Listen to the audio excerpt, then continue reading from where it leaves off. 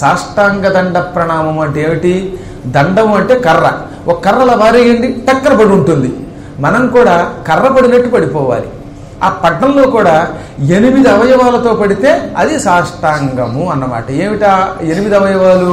వరస, ముందు వక్షస్థలం నేలకి తగలాలి.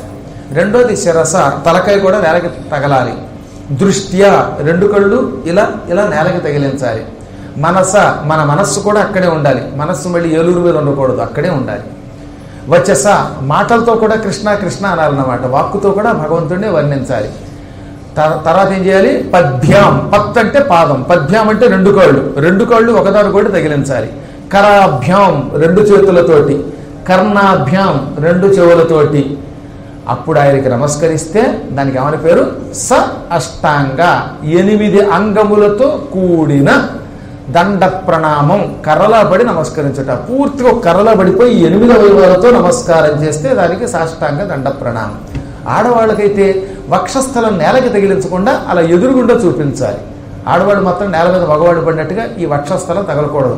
ఆడవాళ్ల యొక్క వక్షోజములను నేను సహించలేను అని భూదేవి దేవీ భాగవతంలో చెప్పింది.